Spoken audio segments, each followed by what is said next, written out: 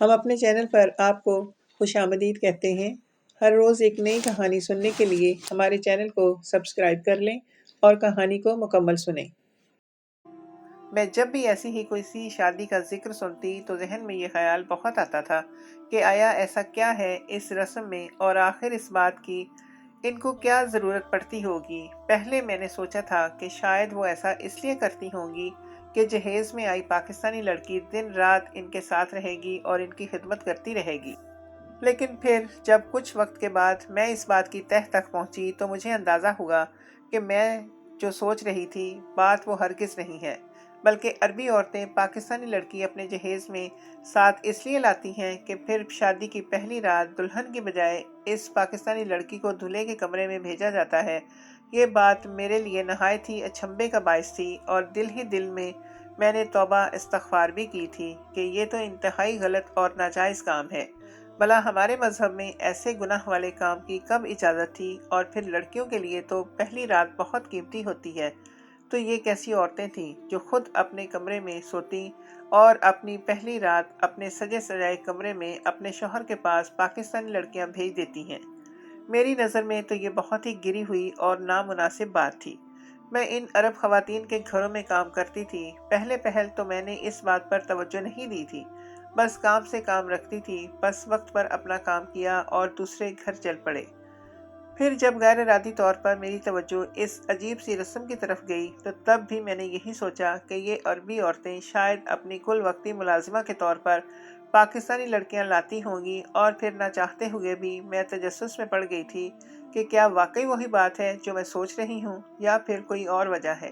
جو یہ لوگ اور کوئی کام یا رسم کریں یا نہ کریں یہ کام ضرور کرتی ہیں۔ اور جب حقیقت جانی تو بہت زیادہ چونک گئی تھی، اور سچ جان کر میرا سر چکرا کر رہ گیا تھا۔ اب تک میں نے جتنے بھی گھروں میں کام کیا تھا ان سب گھروں میں یہی رواج عام تھا۔ جو بھی عربی لڑکی شادی کرتی وہ پاکستانی لڑکی ضرور ساتھ لاتی تھی، اور مزید چونکانے والی یہ بات یہ ہوتی تھی کہ جہیز میں آئی لڑکی کو اپنے دولہے کے کمرے میں سلایا جاتا تو اگلی صبح وہ لڑکی حشاش بشاش سی اس کمرے سے نکلتی تھی۔ میں نے ان لڑکیوں کے چہرے کھوجنے چاہے تو دیکھا کہ ڈھونڈنے سے بھی ان لڑکیوں کے چہرے پر مجھے کوئی شرمندگی، ذلت، دکھ یا مجبوری نظر نہیں آئی تھی کہ جس سے اندازہ لگایا جاتا کہ ان کے ساتھ کچھ غلط ہوتا ہے، یا جس میں ان کی رضا شامل نہیں ہوتی، یا وہ مجبوری کے تحت ایسا کچھ کرتی ہیں، بلکہ وہ تو بہت خوش اور پرسکون ہوتی تھیں۔ اور مزید حیرت یہ کہ وہ باہر کوئی کام وام بھی اگر کرنا چاہتی تھیں تو کر سکتی تھیں، یعنی وہ کل وقتی ملازمہ گھر پر نہیں لائی جاتی تھی۔ بلکہ یہ بات مجھے بہت حیران کرتی تھی، اور میں سوچ میں پڑ جاتی تھی کہ یہ کس قسم کی رسم ہے، اور پھر یہ لڑکیاں اتنی خوش باش کیسے ہیں۔ اور دوسری بات جو مجھے پریشان کرتی تھی وہ یہ تھی کہ جتنی بار بھی پاکستانی لوگوں کی بات سنی تو یہی سننے میں آیا تھا کہ پاکستان کے لوگ بہت اچھے اور صاف دل کے ہوتے ہیں، اور ضرورت مند ہونے کے باوجود بھی کوئی ایسا غلط کام نہیں کرتے، چاہے ان پر جتنی بھی افلاس اور مجبوری ہو۔ وہ کبھی بھی اس طرح اپنی بیٹیاں بہنیں اٹھا کر کسی کے جہیز میں نہیں دیتے، وہ بھی ایسے کہ ایک رات ان لڑکیوں کو دولہے کے کمرے میں بھی لگانی پڑتی ہے، اور نہ ہی وہ اپنی غربت اور مجبوریوں کے ہاتھوں مجبور ہو کر اپنی بہنوں بیٹیوں کا ایسا سودا کرتے ہیں۔ مجھے دبئی میں کام کرتے ہوئے 6 سال ہو گئے تھے۔ تب سے اب تک میں عرب لوگوں کے گھروں میں جا کر جھاڑو پونچھے کا کام کرتی تھی، اور میرا شوہر انہی عرب لوگوں کے کپڑے دھو کر استری کیا کرتا تھا، یعنی میرا شوہر ان لوگوں کا دھوبی تھا۔ میں بس دن میں جا کر ہر گھر کی صفائی کرتی اور اس کے بعد اگلے گھر کی طرف چل پڑتی، اور یہی صفائیاں کرتے مجھے شام ہو جاتی، اور شام میں اپنے شوہر کے ساتھ اپنے کوارٹر میں چلی جاتی تھی، چونکہ میں صرف گھروں کی صفائیاں کرنے تک ہی رکتی تھی۔ اس لیے شروع میں مجھے ان لوگوں کے رسم و رواج کے بارے میں کچھ خاص پتہ نہیں چلا تھا، مگر وقت گزرنے کے ساتھ ساتھ میں اس رسم کے بارے میں چونکتی جا رہی تھی، اور جب میں نے حقیقت یہ جانی تھی اب تو مجھے بہت ہی حیرت اور افسوس ہوا تھا۔ اور میں کبھی پاکستان نہیں گئی تھی، بس ان کے بارے میں سن رکھا تھا، اور اب مجھے اندازہ ہوا تھا کہ میں نے پاکستانی لوگوں کے بارے میں جتنا سنا تھا سب غلط ہے۔ ان سے تو اچھے ہم انڈین مسلمان ہیں، بے شک مجبوری کے تحت روزگار کمانے نکلتے ہیں، مگر اس طرح غربت کے ہاتھوں مجبور ہو کر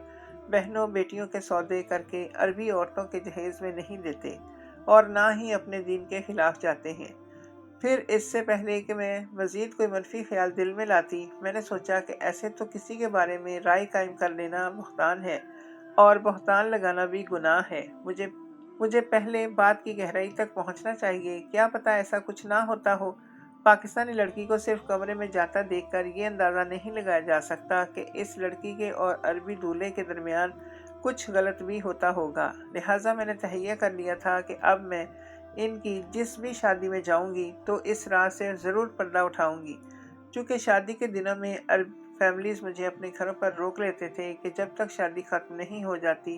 میں دن رات ان کے گھر رک کر صفائی کا کام کیا کروں، کیونکہ شادی والے دنوں میں تو بار بار صفائی کی ضرورت پڑتی ہے، تو اس کے لیے جب بھی شادی ہوتی میں کم سے کم ایک ہفتہ ان کے گھر میں رکتی تھی۔ اسی لیے ایسے راہ سے پردہ اٹھانا میرے لیے تھوڑا آسان تھا۔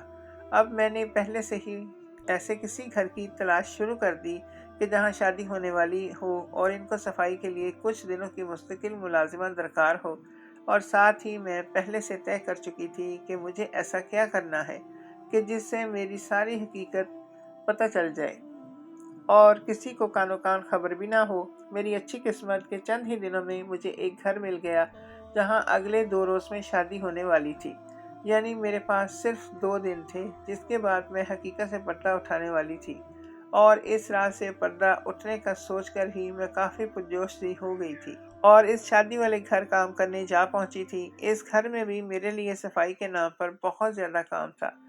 کیونکہ شادی بہت قریب تھی۔ میں اپنا کام ہمیشہ ساری ایمانداری سے کرتی آئی اور سارا وقت کام پر کرنے کی عادی تھی، اور کام کے علاوہ کبھی بھی کسی چیز اور کسی کام میں گھسنے کی یا ٹو لگانے کی کوشش نہیں کی تھی۔ کبھی بھی میری وجہ سے کسی بھی فیملی کو شکایت نہیں ملی تھی، اسی لیے یہاں بھی میری اس عادت کی وجہ سے مجھے کام مل گیا تھا کہ جس کے ذریعے میں کام پر گئی تھی انہوں نے پہلے سے ہی میری خوبیاں مالکان کو پہنچا دی تھیں۔ خیر، میں وہاں بھی پوری ایمانداری اور لگن سے کام کرنے میں جٹ گئی، لیکن اس بار میں نے کام سے کام نہیں رکھنا تھا، کیونکہ مجھے اس عجیب سی رسم کی حقیقت جاننی تھی۔ اسی لیے غیر محسوس طریقے سے میں نے پتہ لگا لیا کہ شادی والی رات دولہا اور پاکستانی لڑکی کس کمرے میں رکنے والے تھے۔ تب میں نے صفائی کرنے کے بہانے سے اس کمرے کا بھی اچھی طرح جائزہ لیا تھا، اور اس کمرے میں ایک بہت بڑی کھڑکی تھی جو باغ میں کھلتی تھی، اور اس کھڑکی کی ایک طرف کی سائڈ سے کمرے میں موجود بیڈ واضح طور پر دکھائی دے رہا تھا۔ اور یہ سب جان کر میری خوشی کی انتہا نہ رہی تھی کہ اب میرے لیے وہ سب جاننا بہت آسان ہو گیا تھا۔ بس یہ فکر تھی کہ اس گھر میں بھی وہ رسم ہوتی ہو، کیونکہ ضروری نہیں تھا کہ ہر گھر میں ایسا کوئی رواج یا رسم ہو۔ خیر، کاموں میں کھوج میں اور سوچوں میں مصروف مجھے پتہ ہی نہ چلا اور شادی والا دن سر پر آن پہنچا تھا۔ بارات بہت دھوم دھام سے لے کر گئے اور واپسی پر دلہن کو بہت احترام اور محبت کے ساتھ بیاہ کر گھر لایا گیا، اور میری توقع کے عین مطابق اس عربی دلہن کے ساتھ ایک پاکستانی لڑکی بھی آئی تھی۔ میں اس لڑکی کی شکل اور حلیے سے ہی پہچان گئی تھی کہ وہ پاکستانی لڑکی ہی ہے۔ اس کی چال میں نہ کوئی گھبراہٹ نہ کوئی لڑکھڑاہٹ بالکل نہیں تھی، اور نہ ہی خوش دکھائی دے رہی تھی، بلکہ دیکھنے سے صاف لگ رہا تھا کہ جیسے یا تو وہ کوئی پروفیشنل تھی یا پھر مشینی لڑکی تھی جس کے کوئی احساسات اور جذبات نہیں تھے۔ دلہن کو لانے کے تھوڑی دیر بعد رسمیں کی گئیں جو کہ عرب لوگ دلہن کو لانے کے بعد کرتے تھے۔ پھر اس کے بعد دلہن کو اٹھا کر ایک کمرے میں لے جایا گیا اور اس کے بعد اس پاکستانی لڑکی کو دولہے کے کمرے میں بھیج دیا تھا۔ میں بظاہر اپنے کام میں مصروف سب کچھ دور دور سے دیکھ رہی تھی۔ اب بس مجھے یہ انتظار تھا کہ کب یہ سب لوگ بھی اپنے اپنے کمروں میں جا کر سو جائیں اور میں باغ کی طرف جا کر وہاں سے کمرے کا منظر دیکھ سکوں، اور اس کے لیے میں نے پہلے سے بندوبست کر لیا تھا۔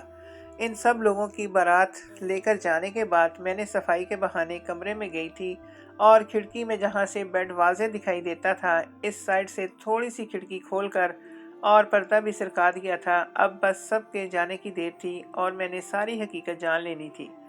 پھر تھوڑی دیر کے بعد سب لوگ دھیرے دھیرے اپنے کمروں میں اور گھر سے باہر جانے والے اپنے اپنے گھروں کو چل دیے، اور پورا لاؤنج اور صحن خالی ہو گیا تھا، اور وہاں پر صرف میں رہ گئی تھی جو دور سے کھڑی ہوئی سب کچھ دیکھ رہی تھی۔ تھوڑی دیر بعد وہ عرب شیخ دولہا اپنی روبدار شخصیت کے ساتھ اس کمرے میں داخل ہوا، تو میں قدم بقدم چلتی ہوئی باغ کے اس سرے کی طرف چلی گئی جہاں سے میں نے کھڑکی کو دیکھنا تھا۔ اس کام کو کرتے ہوئے مجھے ڈر بھی بہت لگ رہا تھا کہ اگر کسی نے مجھے دیکھ لیا تو میری خیر نہیں ہوگی، مگر تجسس کے ہاتھوں مجبور ہو کر میں یہ سب کر رہی تھی۔ اور پھر کھڑکی کی ہلکی سی درز میں سے دھیرے سے ہاتھ ڈال کر میں نے جیسے کھڑکی کے آگے گرا ہوا پردہ ہٹایا تو سامنے کا منظر دیکھ کر میرے اوسان خطا ہو گئے، کیونکہ جو کچھ شادی کی رات دولہا اپنی دلہن کے ساتھ کرتا ہے وہ سب عربی شیخ ایک پاکستانی لڑکی جو جہیز میں آئی ہوئی تھی اس کے ساتھ۔ میری زندگی شروع سے ہی گھروں میں کام کرتے ہوئے گزری تھی۔ گھروں میں کام کرنا میرا پیشہ تھا اور اس پیشے سے مجھے بہت محبت تھی، لیکن میں کسی بھی عام گھر میں کام کرنا پسند نہیں کرتی تھی۔ میں ہمیشہ سے ہی نہایت ہی امیر گھرانوں میں کام کرنے کا خواب رکھتی تھی، کیونکہ ایسے امیر گھرانوں میں کام اور محنت کا معاوضہ بہت اچھا ملتا تھا،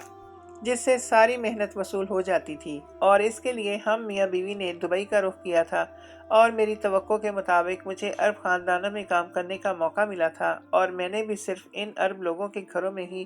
کام کرنے کو ترجیح دی تھی، کیونکہ عرب لوگ کام کا بہت اچھا معاوضہ دیتے ہیں کہ جس سے بندے کا دل باغ باغ ہو جائے، جبکہ کسی بھی انڈین، پاکستانی یا گورے کے گھر میں کام کرنے سے مجھے کبھی اتنی زیادہ تنخواہ نہیں ملنی تھی جتنی مجھے ان عرب خاندانوں میں کام کرنے سے مل جاتی تھی۔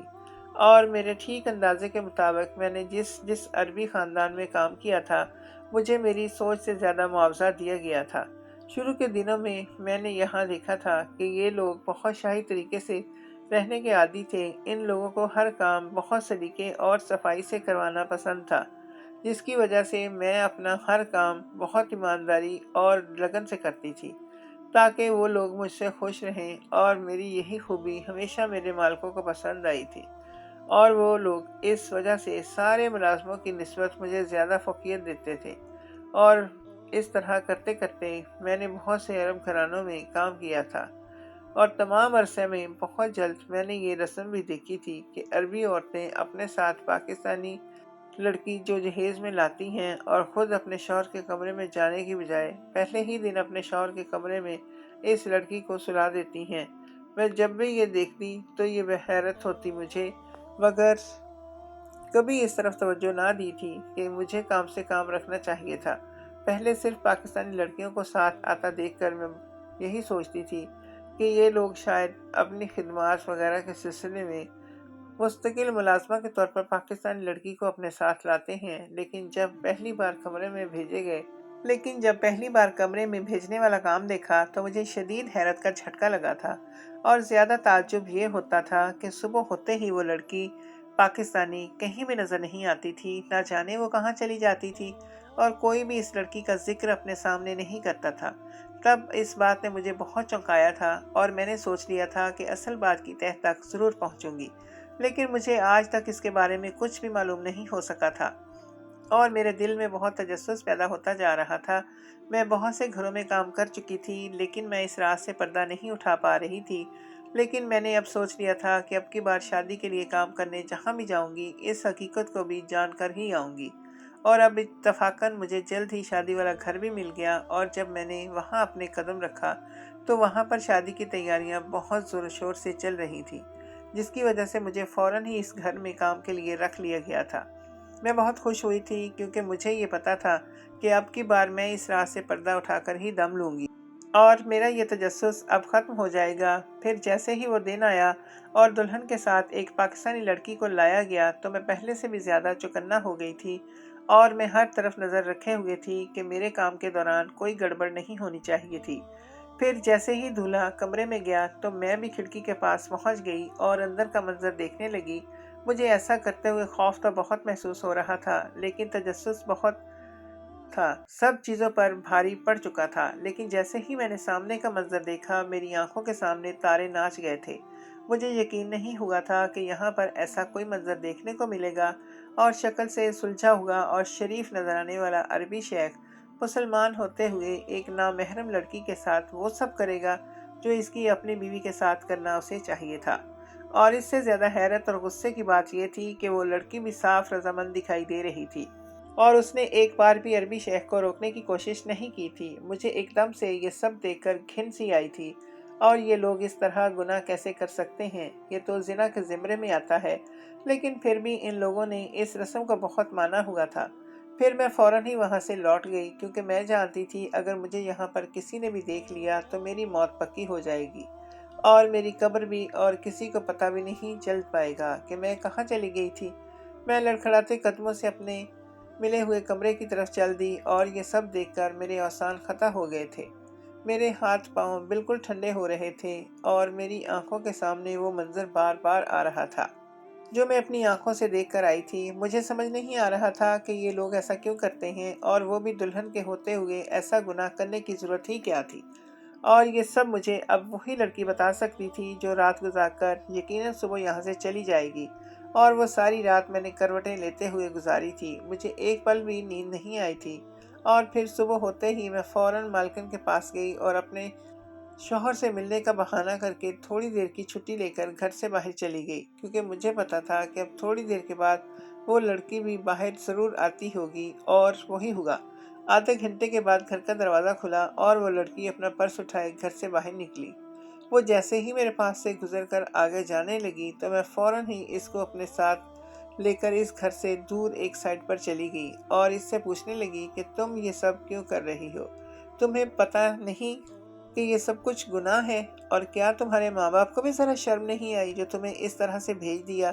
تو پہلے تو وہ جو میرے اچانک سے ہاتھ تھام کر ایک سائڈ پر لے جانے سے گھبرا گئی تھی، اب میری بات سن کر پہلے تو بوکھلا گئی، اور پھر ذرا سخت لہجے میں بولی کہ مجھے آپ سے کوئی بات نہیں کرنی، اور نہ ہی یہ آپ کا مسئلہ ہے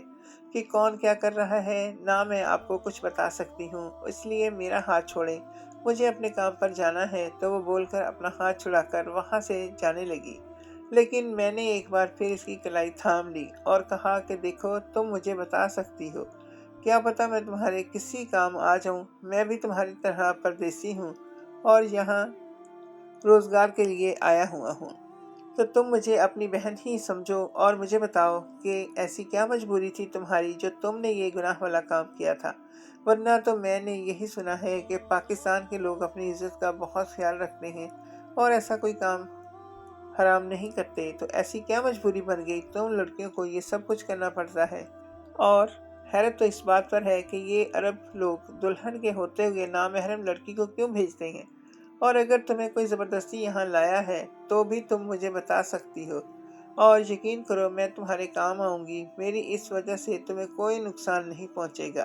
اور اگر تم چاہو تو میں تمہیں وطن واپس بھی بھجوانے کی مدد کر سکتی ہوں۔ میں نے اپنی طرف سے تفصیلی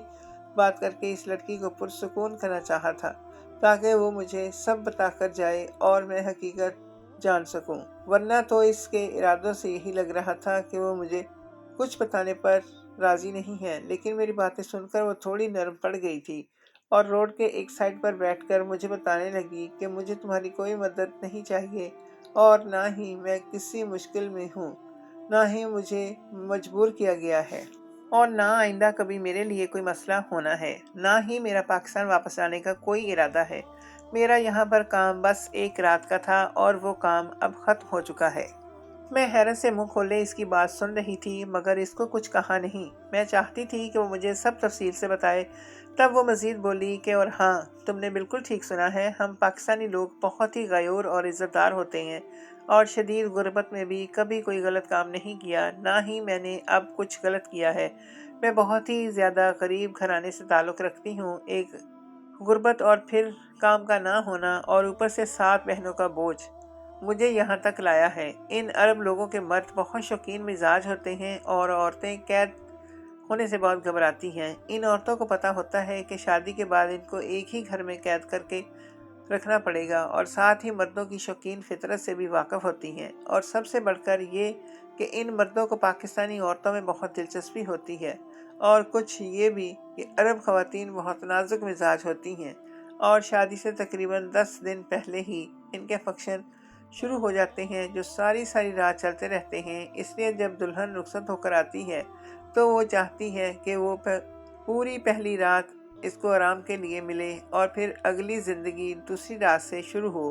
اور چونکہ مرد شوقین مزاج ہوتے ہیں اور اپنے جذبات پر قابو نہیں پا سکتے، اسی لیے شادی سے پہلے مردوں سے کچھ شرائط رکھی جاتی ہیں کہ شادی کے بعد عورت پر زیادہ سختی نہیں کرنی، اور یہ بھی کہ پہلی رات دلہن آرام کرے گی اور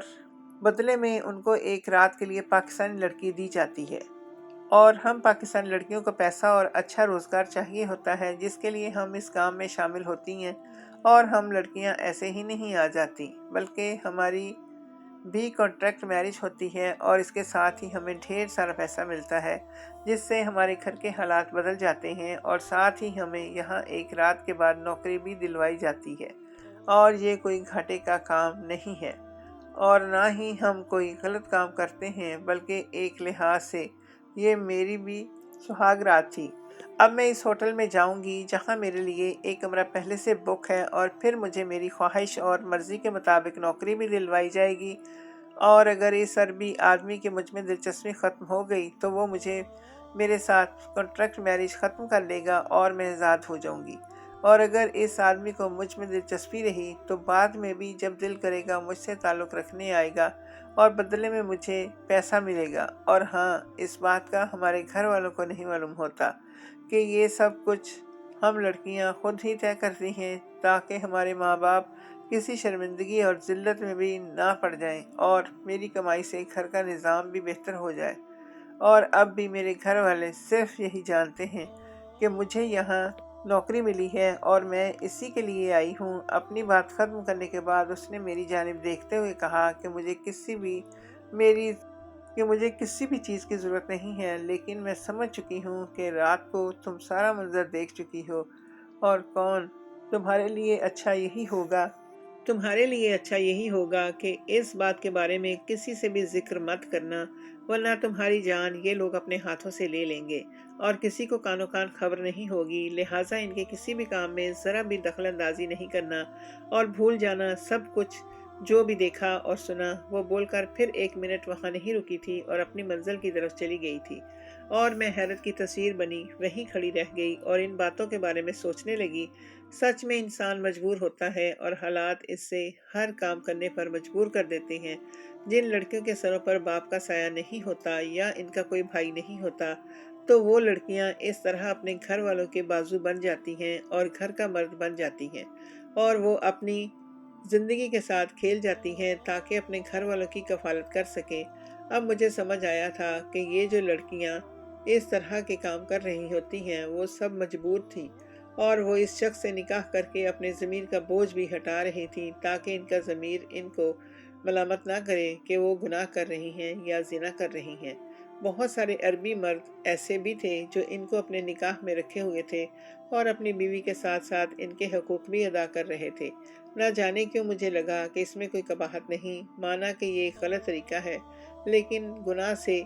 اگر بچ جانے کی ہر ممکن کوشش کی جائے تو اسی میں بہتری ہوتی ہے۔ مجھے ان لڑکیوں کا بہت دکھ ہوا۔ اب اس راز سے پردہ ہٹ چکا تھا اور میری تجسس ختم ہو گئی تھی۔ میں جاننا چاہتی تھی، وہ میں جان گئی تھی، اور میرے دل سے بھی بوجھ کچھ کم ہوا تھا، ورنہ کل اس لڑکی کو عربی مرد کے باہوں میں دیکھ کر میں ساری رات بے چین رہی تھی۔ اللہ تعالیٰ سے دعا ہے کہ کوئی کسی کو اتنا مجبور نہ کرے کہ وہ غلط قدم اٹھانے پر مجبور ہو جائے۔